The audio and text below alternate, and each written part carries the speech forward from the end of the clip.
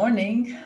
Good morning, everyone. And very happy to see you here again, looking for the words of wisdom. I have to say that I'm very keen on finding them. So, yeah, what I would say is that as much as you have suggestions for words of wisdom that you would like us to comment, then I absolutely invite you to do so because one thinking that I have is that we do not and we should not stop to learn. And as much as long as we live, we learn. And hopefully by learning, we do what I call competent living, which is certainly not easy, but we are striving to living in a competent manner. The word of today is again, something that it's very simple and in the same time very profound. Therefore, I think should be discussed, should be interpreted, should be translated, if you want, in different manners. So the man who moved a mountain started with the first stone.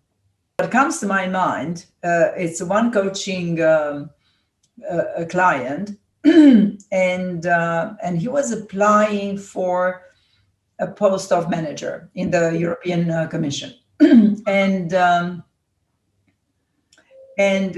we were preparing his interview in order to, the interview for selection, and there is a typical question in the selection interview: why do you apply?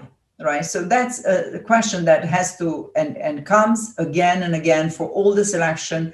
And I would say not only selection, but recruitment. Whenever you present yourself for a job or a position, obviously this happened 15 years ago, and I'm still having in mind his response. He said, the goal that I want to pursue is too big for me alone.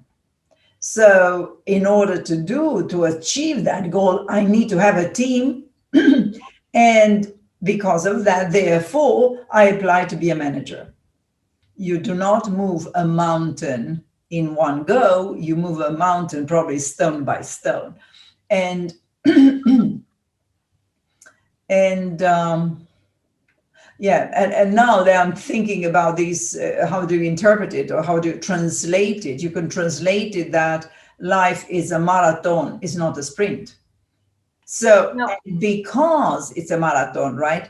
Then and because the life is like moving a mountain, then there are so many opportunities to start again, or to continue, or to do better, or to learn from the past mistakes, because it's not a sprint. You can't do that learning, improving if you do a sprint, right?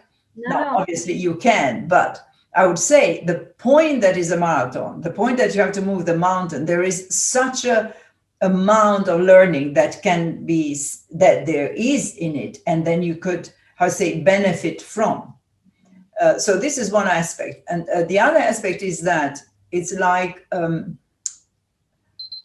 allow yourself to be, to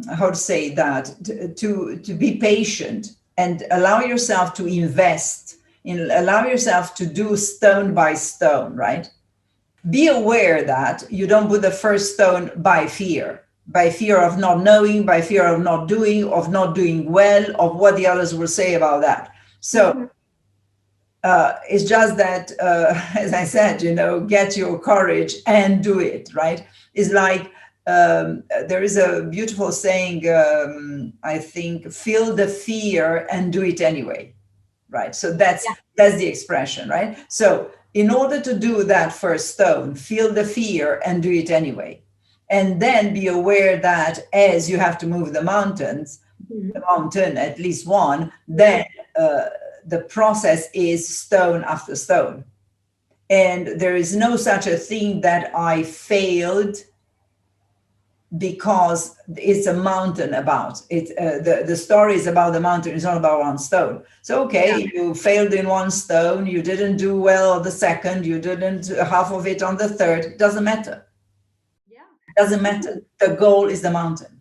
I would go back to what Mandela said. We are rather afraid of what we can do than of what we cannot do.